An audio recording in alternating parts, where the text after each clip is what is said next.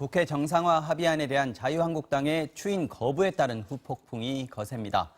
한국당 나경원 원내대표는 추인 불발 하루 만에 재협상을 요구하고 나섰지만 민주당은 재협상은 없다고 못 박았고 다른 정당들도 한국당의 무조건 국회 복귀를 촉구했습니다. 오늘 정치 와호장용은 강병원 더불어민주당 의원, 김정재 자유한국당 의원 두 분 모시고 자세한 이야기 나눠보겠습니다. 안녕하십니까? 어서 오십시오. 네. 안녕하세요. 반갑습니다. 자, 나경원 원내대표 협상 의총에서 거부되고 난 뒤에 하루 만에 재협상하자고 얘기했고 의원들의 추인 거부가 국민의 뜻이다 이렇게 얘기를 했습니다. 이인영 원내대표 반응 싸늘했는데요. 네.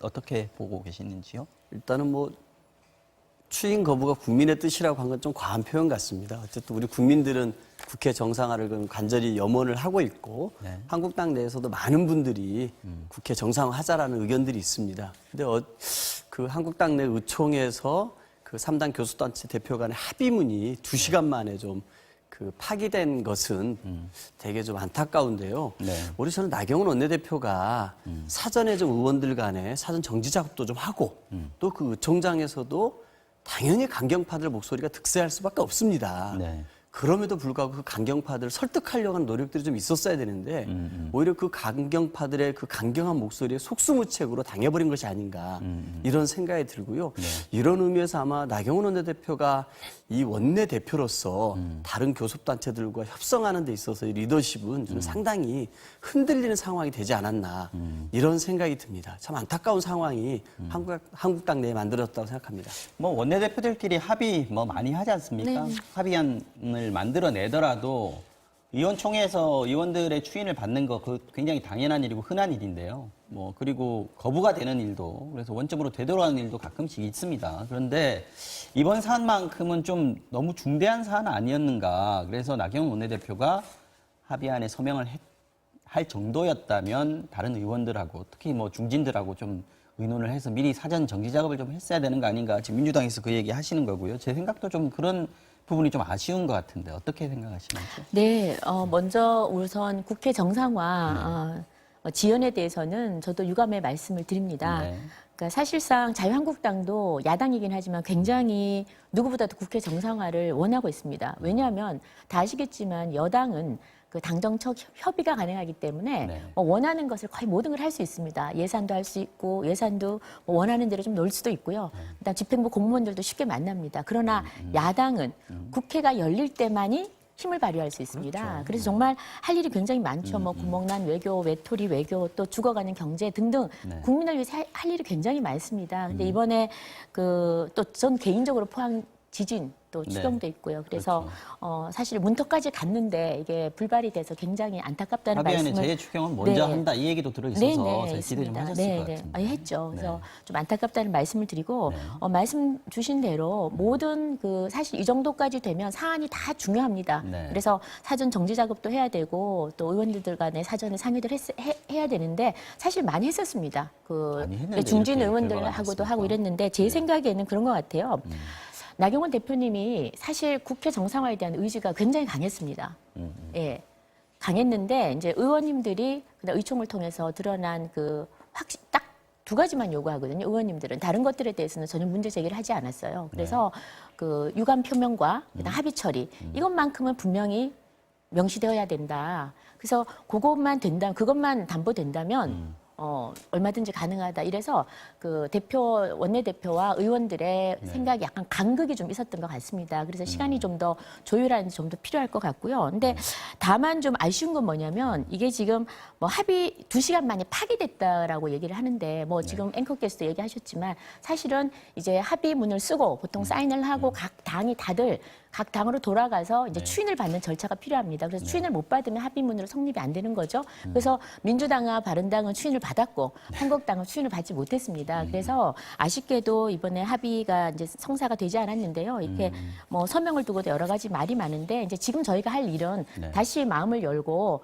다시 협상을 하고 협상은 계속 진행해야 되지 않겠습니까? 전쟁 중에도 협상을 하니까요. 그래서 조속히 국회가 다시 정상 국회로 되는데 좀 머지않아 되었으면 하는 그런 바람입니다. 할 수도 있겠지만 지금 한국당에서는 지금 상황이라면 어쨌든 강경한 목소리가 마지노선을 이 그 가이드라인을 그어버린 거 아니겠습니까? 그렇습니다. 그렇게 되면 나경원 원내대표가 가지고 올 수 있는 안이라는 게 협상 안이라는 게 한계가 있을 수밖에 없고 폭이 좀 좁을 수밖에 없는 상황인데 이런 상황에서 시간이 좀 필요할 수도 있겠습니다만 지금 당장은 뭐 지금 이인영 원내대표나 오신환 원내대표가 얘기하는 정도의 수준밖에 얘기를 할 수 없을 것 같기도 합니다. 예, 맞습니다. 지금 이제 김정재 의원이 방금 말씀하셨습니다만 이제 패스트트랙 과정에 대해서 철회와 사과, 합의 처리라는 게 요구됐다고 얘기하지 않습니까? 저는 이 부분을 빨리 벗어나야 됩니다. 이거는 우리가 여러 차례 토론을 했습니다만 정말로 이 패스트트랙이 불법이고 반헌법이었다 그러면은 빨리 그러면 검찰 조사를 함께 나가서 받아보시자고요. 이 사법부 아니면 이거를 결정 내줄 수 있는 사람이 없어요. 그리고 사보임이 불법이었다 그러면은 헌재 권한쟁의 심판 청구를 해놨지 않습니까? 네. 자유한국당이 그럼 촉구를 해야 됩니다. 거기에서 만약에 불법이라는 판단이 나온다 그러면은 한국당이 모든 그 도덕적인 우위를 가져가지 않겠습니까? 이 검찰도 경찰도 수사를 하고 있는데 이 수사에 대해서 이 불법 폭력으로 저희 당을 고소고발하셨고 저희는 국회 선진화법 위반으로 고소고발했지 않습니까? 그럼 양당이 빨리 그럼 사법부한테 이 고소고발 사건을 빨리 수사를 해서 사법적 판단을 내려달라고 해야 됩니다. 근데 제가 봐서는 그 판단이 내리지 않더라도 이 국회법에 따른 절차였고 이거에 대해서 철회하고 사과하고 합의 처리하자고 하는 순간 저는 영원히 한국당은 국회에 들어올 수 있는 명분이 찾을 수 없을 겁니다. 그렇지 않다라면은 그냥 들어오셔야 돼요. 그냥 전폭적으로 무조건 등원하는 겁니다. 국회에서 민생 챙기겠다. 우리 한국당이 앞장서서 추경 처리하겠다라고 들어와야지 자꾸 여야 사당한테 뭐 명분을 만들어줘라, 우리의 체면을 세워줘라, 레드카펫을 깔아달라라고 해서는 저는 절대 안 된다고 봐요.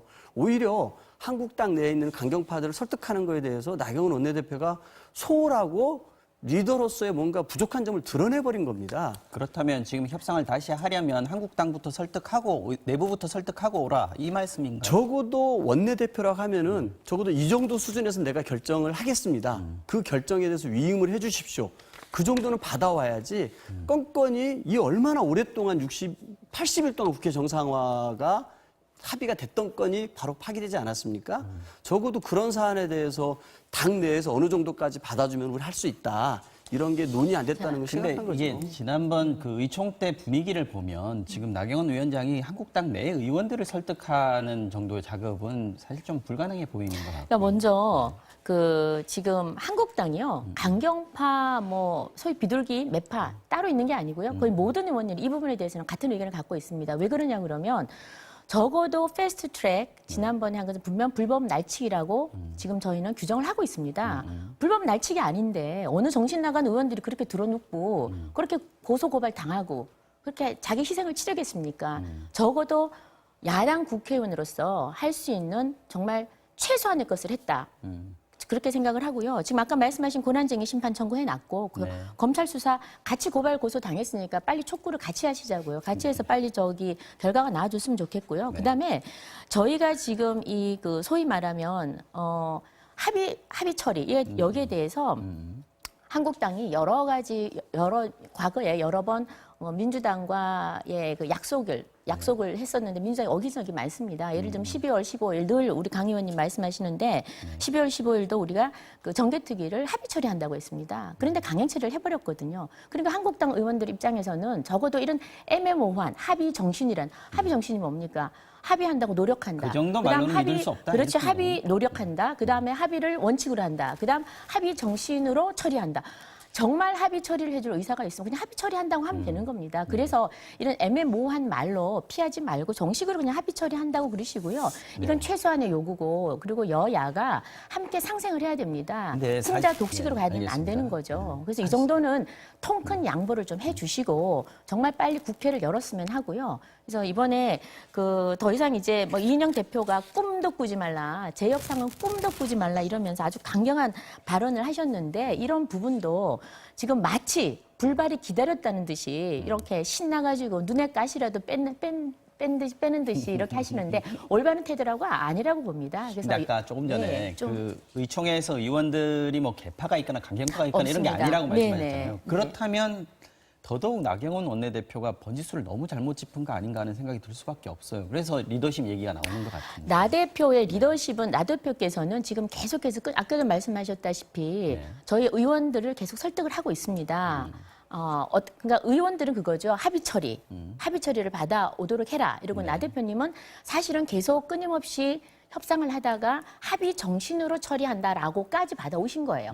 그래서 물은 겁니다. 의원들한테. 당연히 추인을 최대한 협상을 해온 그 마지노선이 그긴 거죠. 그래서 받아와서 물었는데 의견을 물었는데 한국당 의원들은 여러 번 당했으니 더 이상은 당할 수 없다. 그리고 우리가 패스트트랙에 대해서 그만큼 의원들이 모두 다 한마음 한뜻이 돼서 반대를 했는데 여기 대해서 합의 처리라는 거는 적어도 그건 받아와야 된다라는 게 나경원 원내대표가 모든 처음에 의원들의 발표할 의견입니다. 때는 네. 이인영 원내대표의 결단에 감사한다 이런 표현까지 썼었거든요. 그러니까 그렇다면 네. 그러니까 저는 합의 정신이라는 나 대표님께서는 뭐 어떤 생각까지 하셨는지 사실 속내는 모르겠습니다. 그런데 합의 정신으로 처리한다. 이걸 합의 처리라고 약간은 등치시키신 것 같아요. 그러니까 100%는 아니더라도 나경원 한 8, 원내대표가 90%는 가지 여당에 대해서 않았나. 믿는 게 조금 더 컸다 그러니까 이렇게 제가 보면 보니까 되나요? 나 대표님이 계속 이야기를 하셨지 않습니까? 이인영 대표님 하셨기 때문에 좀 더 신뢰가 의원님들보다는 조금 쌓였을 수도 있다는 제가 그냥 추정을 해봅니다. 알겠습니다. 저는 지금 이제 우리 김정재 의원님께서는 그 원내 대변인이시잖아요. 그럼 적어도 원내 대변인은 원내대표의 생각을 거의 뭐 싱크로율을 맞춰가면서 대변한다고 저는 알고 있거든요. 근데 지금 이제 김정재 의원님의 말씀을 들어보면은 나경원 원내대표는 적어도 이렇게 합의문에 관해서 통과시키려고 했던 거고 김정재 의원님은 나경원 원내대표 생각이 달랐던 거예요. 아니요. 그럼 원내 대변인을 아니요. 하시면서 이렇게 원내 대표와 생각이 다르다는 걸 공공연한 제가 기다려서 말씀하시는 게 아직 제 얘기는 말씀 안 제가 드렸는데 제 얘기를 좀 더 하겠습니다. 좀 그런 부분이 굉장히 좀 이렇게 의아스럽다는 생각이 들고요. 한국당 내에서 모든 의원들의 생각이 같다? 그렇지 않습니다. 장제원 의원 같은 경우 공공연하게 얘기했습니다. 황교안 당대표와 나경원 원내대표가 제왕적인 당대표, 제왕적인 원내대표라면서 장애투쟁과 이미지 정치에 올인하고 있다. 이런 거 그만두고 빨리 국회 정상화 무조건 들어가야 된다 얘기했습니다. 윤상현 한국당 외통위원장도 똑같은 얘기를 했습니다. 저는 한국당 내에 침묵하는 다수가 저는 국회 정상화하기를 바랄 겁니다. 국회의원이 국회 내팽개치고 장애투쟁하는 걸 어느 의원들이 좋아하겠습니까? 강경파 의원들 말고는. 그래서 이런 부분에 관해서 과연 정말 이렇게 김정재 의원님께서 한국당의 112명 의원들의 생각이 같은 생각이라고 말씀하시는데 저는 이게 전혀 나경원 원내대표의 생각과는 다를 거라고 저는 확신합니다. 적어도 나경원 원내대표가 그 협상안에 사인하고 어쨌든 이인영 원내대표가 이런 국회 사태에 대해서 유감 표명한 것에 대해서 공감하고 감사를 표했다는 것은 적어도 이 정도면은 자당 내 의원들을 의총 내에서 설득할 수 있다고 자신이 있었던 거 아니겠습니까? 또 하나는 국회 정상화 그만큼 절실하다고 생각했고 그렇게 함으로써 원내대표로서의 리더십을 더 키우려고 했던 겁니다. 예, 저는 그렇게 봅니다. 네네, 뭐 어르신 말씀인데요. 원내 대변인이라고 해서 순간순간 원내대표를 뭐 100% 모든 생각을 다 알 수 있는 건 아닙니다. 왜냐하면 정치인은 어떤 순간에 결단을 할 수는 있거든요. 그래서 저는 그날 저희가 삼척항에 갔다 온 날이었어요. 그래서 나경원 대표님께서 아마 그날은 나름대로는 쭉 지금까지 몇 달 동안 우리 의원들과 계속 이야기를 하면서 나름대로 결단을 내리신 것 같아요. 그래서 합의 정신으로 처리한다. 이 수준은 되지 않겠느냐라고 해오신 것 같습니다. 그래서 저희한테 참석할 게 아니라 의원들 좀 더 만났어야 아니 된다, 그래서 이런 저희가 거죠. 뭐 삼척이 지금 너무 중요하더라고요. 저는 가본 그 현장 다녀온 입장에서는 지금 뭐 국방이 완전 구멍이 뻥 뚫렸습니다. 그 나중에 기회 되면 좀 알겠습니다. 얘기를 하도록 네. 하고요. 네. 그다음에 자꾸 우리 그 장제원 의원님하고 뭐 윤상현 의원님 한두 명 의원님 얘기를 거의 뭐 방송이 재탕, 삼탕, 사탕 하시는데 자유한국당이 살아있다는 반증입니다. 아니, 민주적이다. 당연하죠. 공산당이 아니에요. 당연히 의원님들이 개개 의견을 낼 수 있는 겁니다. 그런데 의총에 와서 그러면 특별히 왜 그날도 다른 말씀을 안 하셨느냐. 전체적인 의원 의견에 따라가겠다라는 의사를 또 표현하시, 그것도 의사의 표명입니다. 특별히 반론을 제기하지 않는 것도 의사 표명이고요. 그다음에 저는 자꾸 이 한두 명의 의원 얘기를 하면은 우리 선거법 그 패스트트랙 태울 때도요. 민주당에서도 선거법 반대하는 의원님들 발언하신 거 있습니다. 그러나 저희가 거기에 대해서 왈가왈부하지 않는 거는 대다수 의원님들이 지금 지도부를 따라가는 거 아닙니까? 그리고 이번에 이 추인 과정이라는 거는 의원들한테 묻게 돼 있는 거고 거기서 의원님들이 여러 의견을 말씀을 하셨고 전체적으로 의원들이 그런 분위기로 따라가는 거였고요. 저는 합의 정신이란 얘기를 사실은 직전에 바로 들었습니다. 들었는데 저도 의원님들 의견이 어떤지 제 의견을 얘기하기 전에 사실 원내 대변인은 거의 대표와 같은 행보를 하기 때문에 주로 듣는 입장입니다. 원내 대변인도 직전에 들으셨으면 좀 너무 옆에 안 계셨던 거 아닌가요? 아니요. 저희가 그 협상을 위해서는 대표님께 저희가 물어보면 항상 하시는 말씀이 있어요. 협상은 마지막 순간까지 릴리스를 시키면은 이 협상이 깨진다. 항상 그러셨어요. 알겠습니다. 민주당과 다르죠. 민주당은 계속 뭐 흘리고 언론이 흘려가지고 사실은 저희가 좀 파행이 된 경우가 많았죠. 어쨌든 뭐 당이 쭉 그냥 한 길로 간다는 취지로 네. 말씀을 하셨는데 지금 밖에서는 계속 나경원 리더십, 황교안 리더십까지 얘기를 하거든요. 나경원 원내대표는 협상하는 과정마다 황교안 대표한테 논의를 했다라고 했기 때문에 그 합의안도 황교안 대표랑 좀 상의를 한 거 아니냐 이런 생각도 들었는데 그 정도는 아니었던 것 같기도 하고요. 최근에 이제 어떻습니까? 황교안 당대표가 침묵을 하신다고 들었습니다. 네. 보니까 이제 백브리핑 같은 거에서 요즘 말씀도 백브리핑 안 안 한다고 하시고. 그러더라고요. 예. 네. 왜냐하면 최근에 이제 그 외국인 노동자들 임금을 차별해서 줘야 된다라는 발언으로 한번 네. 되게 한번 된통 당하셨고 또 아들 관련해 가지고 또 이제 거짓말을 한번 하셨죠. 저는 이렇게 좀 심각한 문제 있는 발언을 하신 다음에 네. 그것을 또 해명하는 과정에서 거짓말로 이어지는 게 더 정치인으로서 치명적이라고 봐요. 특히 이제 황교안 대표 같은 경우 취임하신 지 한 120일 정도 된 것 같은데 이 정치 신인이다, 초보 정치인이다 그런 비판들을 많이 받아왔었는데 네. 바로 이런 데서 적나라하게 드러나는 것 같아요. 저는 적어도 이런 부분에서 좀 황교안 대표하고 나경원 원내대표 간에 역할 분담이 잘 안 됐다. 황교안 대표는 어차피 원외 인사이기 때문에 정치 신인이기 때문에 장외투쟁으로 돌고 격한 얘기 쏟아낼 수 있다고 봅니다. 네. 그래서 패스트트랙 뭐 철회하고 사과하라 무조건 얘기할 수 있지만 적어도 나경원 원내대표는 국회에서 원내 사령탑 아닙니까? 굉장히 중요한 일이고 국회의원은 결국 국회에서 일할 수밖에 없거든요. 그러면 이렇게 패스트트랙 철회하고 사과하라고 하는 이 황교안 대표의 가이드라인이 있다 할지라도 조금 여지는 남겨놔야 국회에서 협상에 여지가 생기는 거거든요. 그런데 이 부분에 관해서 나경원 원내대표도 오히려 네. 장애투쟁에서 재미를 붙이신 거죠. 그래서 황교안 대표와 함께 장애투쟁 다니면서 보수 리더로서 커보겠다라고 숟가락 얹어놓던 게 너무 재미를 붙이다가 이런 패착을 함께 두시게 된 것이 아닌가 생각이 들고 결국 국민들이 뭐 국회 정상을 원치 않는다는 식으로 궤변을 늘어놓고 있는데요. 도대체 한국당이 바라보는 국민이 태극기 부대 말고 누가 있는지 정말 이 대목에서 묻고 싶습니다. 당 내에서 보시기는 어떻습니까? 지금 리더십 네, 위기를 네. 얘기할 때 나경원 원내대표만 얘기하는 게 아니라 지금 투톱의 위기다 이런 얘기들을 하거든요. 이게 총선까지 가겠느냐 이런 얘기까지 지금 나오고 있는 상황이라서. 민주당의 희망사항인 것 같아요. 그렇습니다. 설마 MBC의 희망사항은 아, 아니겠죠? 전혀 아니에요. 희망사항인 것 알아서 같은데요. 하셔야죠. 네, 네. 희망사항인 것 같은데요. 그 우리가 보면 뭐 계속 한국당 이꼴 태극기 부대로 정말 등치시키고 싶어하고 무슨 일만 하나 생기면 나경원의 리더십 흔들, 그다음 황교안도 함께 흔들, 네. 그다음 두 사람의 불화설 이게 지금 거의 그 민주당의 뭐 모든 의원님들이 입만 떼면 이 말씀을 하시는 것 같아요. 당내에서 그런 얘기가 나온다는 보도가 있어서. 아니요, 제가 그렇지 말씀드리는 않습니다. 거고요. 제가 왜 그런 얘기를 하냐면, 일단, 이번에 저희가 의총장이 제가 뭐 거의 의총장에는 빠지지 않고 가죠. 그리고 네. 정진석, 정우택 대표 체제 제가 원내대변을 했었고, 네, 네. 나경원 대표 때도 지금 하고 있는데요.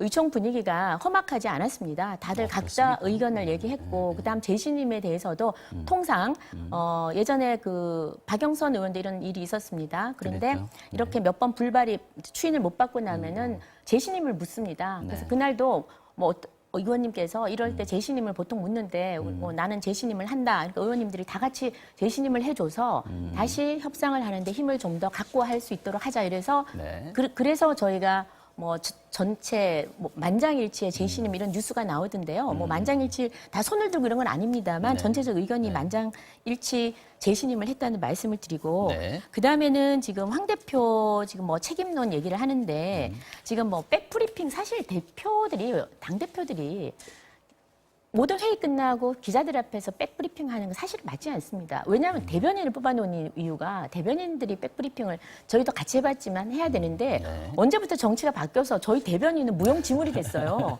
저희는 뭐 방송에서 물어주지도 않습니다. 그리고 원내대표나 저희 이렇게 당대표가 멋지지 주로 않습니다. 예 감사합니다.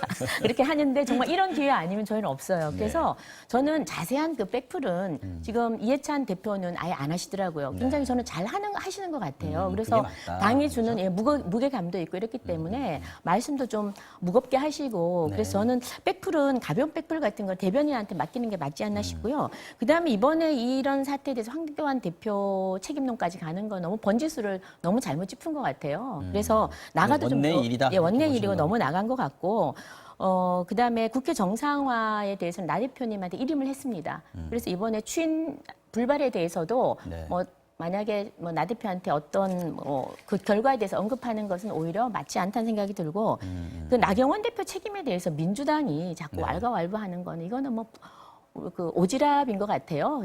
우리가 뭐 김정은한테 오지랖이라는 소리를 문재인 대통령이 들으셨는데 이건 오지랖 같아요. 저희 당에서 재신임을 해줬습니다. 재신임을 해주고 했기 때문에 이 부분에 대해서는 그냥 뭐 숟가락을 얹는다는 둥 이렇게 해서 이제 남의 당의 대표인데 너무 공격하지 마시고 어쨌든 좀 국회를 이렇게 그 정상적으로 굴리는 거에는 사실 당 대표도 굉장히 책임이 있을 수 있는 거고요. 네. 당연히 말씀을 하실 수 있는 부분이라서 이번 상황을 겪고 나서 황교안 대표가 뭔가 언급을 하시지 않을까 하는 생각을 기자들이 하고 있으니까 그런 얘기를 아마 침묵을 지킨다 이렇게 지금 표현을 하고 있는 것 같습니다. 지금 침묵의 의미는 지금 침묵의 의미는 아마 백브리핑 안 하시는 걸 가지고 침묵한다 뭐 이런 얘기를 하던데요. 그런 얘기를 하고 이번 결과에 대해서는 결과에 대해서. 제 생각에는 네. 별 언급을 하시지 않는 게 저는 맞다고 봅니다. 맞다고 예, 오히려 뭐 언급을 하는 게 부적절하다고 보고요. 알겠습니다. 그다음에 아까 뭐 아들 뭐 거짓말 이래서 황 대표께서 엄청난 거짓말짱이고 정치 초보라는 얘기를 꼭 하세요. 뭐 정치 초보의 신이네. 그다음에 뭐 이렇게 계속해서 나쁜 이미지를 더 씌우려고 하시는데 그럴수록 정치인은요, 부고 빼고는 말을 하면 할수록 큽니다. 그래서 우리 민주당에서 자꾸 이렇게 황교안 대표 키워주시는데 그건 감사합니다. 아니, 왜 그런 얘기를 하냐면은 네. 그 황교안 대표가 이제 당내에 어쨌든 막말, 망언들이 계속 나오지 않았습니까? 이제 그러다 보니까 황교안 대표가 스스로 심사 일어나라고 의원들한테 다 경고를 했습니다. 그리고 이런 막말들에 대해서 더 이상 불용하지 않겠다라고 공천권을 쥐고 있는 분이기 때문에 스스로 엄하게 규율을 세웠습니다. 그런데 스스로 이런 각종 설화에 휘말려버린 꼴이 된 거죠. 알겠습니다. 저는 그런 부분을 되돌아봐야 한다 생각합니다. 거기까지 하죠. 네. 지금 어쨌든 국회는 열리고 있습니다. 근데 뭐 반쪽 국회라는 얘기도 하고 있고 한국당에서는 선별 복귀 얘기를 하고 있는데 오늘 일단 기재위에서 국세청장 후보자 인사청문회가 지금 열렸고 지금도 오후에도 열리는 거죠. 예, 그렇습니다. 오늘 아마 저기 기재위원이시라 아까 발언하시는 것도 제가 봤는데 어떤 부분이 지금 쟁점이 되고 있는지요? 일단은 뭐 그 한국당 입장에서는 이제 네. 국세청이 네. 뭐 정권의 하명을 받아서 세무조사를 뭐 남발해서는 안 된다. 좀 이런 쪽의 중심이어서 국세청장이 좀 공정하게 과세 업무를 해달라. 네, 네. 이런 좀 당부의 말씀을 하시는 것 같아요. 강의님 질의 내용은 뭐였나요? 저는 어떤 내용을 했었냐면요. 최근 황교안 대표가 황교안 대표님. 황교안 외국인 대표 공격수. 근로자는 네, 세금을 안 낸다고 얘기하지 않았습니까? 그 팩트 체크를 하셨고요. 네, 팩트 체크를 좀 해드렸습니다. 그래서 제가 봐서는 외국인 근로자도 한 55만 여 명이 네. 연간 한 1억 2천억 정도의 세금을 내고 있더라고요. 이런 것들에 대해서 이렇게 외국인 근로자가 세금 내고 있냐라고 후보자한테 물었더니 세금 내고 있습니다.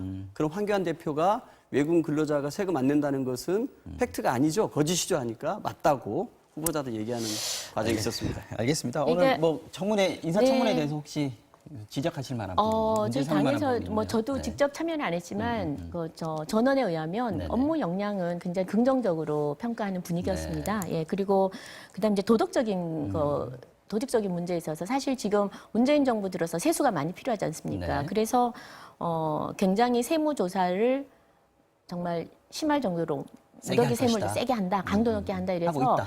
하고 있습니다. 그래서 굉장히 중소업체들이나 상공인들이 굉장히 반발이 심합니다. 저희 지역에도 가면 뭐 시장에만 가도 그런 게 있고요. 네. 오늘 저기 우리 강 의원님은 제가 보니까 이제 오늘 처음 알았는데 우리 황교안 대표 저격수로 제가 오늘 이거 뭐 엄청난 제가 네이밍을 해드리는 거예요. 아까 말씀했다면 띄워주시는 그래, 분으로. 엄청 띄워주면서도 또 저격수로 되는데 사실 이거 뭐 제가 하나 짚고 넘어가야 될 문제는 아마 우리가 말을 발언을 하게 되면 그걸 왜곡해서 들으면 참 거기에 대응하기가 참 어렵습니다. 그런데 분명한 것은 저희 지역이 농어촌 지역입니다. 근데 외국인 근로자한테 그 최저임금을 줬을 때 사실 농촌에서는 더 이상 인력이 없다라고 얘기하는 게 그게 진실입니다. 수산업도 마찬가지고요. 왜 그러냐 그러면 숙식 제공을 다 해주고 있고 또 그 이외에도 그 수산업 같은 경우에는 휴업기가 있습니다. 그럴 때 다 케어를 해줘야 되고 굉장히 비용이 너무나 많이 든다는 외국인 거죠. 노동자들에 그렇지만 대한 외국인 비용이 노동자 많이 든다. 없이는 또 안 되고. 일이 안 되고 네. 그다음에 최저임금 맞춰주기에는 너무나 가혹하고 힘들고 이게 그 목소리입니다. 아마 그걸 전달하는 그 과정이었다고 저는 보고요. 네, 알겠습니다. 그다음 네. 또 하나 저희가 뭐 저는 또 뭐 옹호론자는 아니지만 그것도 팩트니까 아니 아들 얘기도 저는 그거 그렇게 생각합니다. 그러니까 스펙이 네. 우리가 취업할 때 반드시 스펙이 다 전부는 아니니까 스펙 없어도 학점이 좀 낮아도 된다라는 이야기를 했던 것 같아요. 그런 취지로 그런 취지로 했는데 말씀하셨겠죠. 그런 네. 취지로 했는데 그런 식으로 계속해서 거짓말이다 어떻다 이렇게 얘기를 하면 우리 사회를 결국은 갈등과 혐오 사회를 만들어가는 게 아닌가 싶습니다. 그래서 이제 그 찰떡같이 말하면 그냥 찰떡같이 좀 알아들어 주셨으면 좋겠습니다. 근데 정말로 네. 그 황교안 대표가 말실수를 했죠. 말실수를 했습니다. 네, 맞습니다. 만약에서 네, 그건 맞습니다. 외국인 근로자들의 네, 네. 그 네. 근로 환경이라든지 임금이 좀 뭔가 잘못됐다 한번 우리 국회에서 한번 봅시다. 이렇게 말씀하셨으면 좋겠습니다만 외국인 근로자에게 같은 임금을 주는 것은 공정하지 않다라고 정확히 말씀하셨고 외국인 근로자는 세금을 내지 않는다고 정확히 얘기를 하셨어요. 그런 부분들을 자꾸 이렇게 해명을 스스로들 많이 한국당 의원님들이 하고 계신데 역시 뭐 공천권 가진 사람이 무섭긴 무서운 모양입니다. 그러니까 뭐 해명이라기보다는요. 저는 그래요. 이게 이제 모든 그러니까 앞에 뭐 우리가 일부를 붙이느냐 여기 보면은 국민이 어떻다 이러잖아요. 저는 그때 강병원 의원님이 말하는 국민은 민주당 지지 국민일 거예요. 제가 말하는 국민은 대체로 한국당 지지 국민을 얘기할 겁니다. 그래서 아마 그 저는 사실 현장에 있지 않아서 정확한 그 내용이나 컨텍스트는 모릅니다만 네.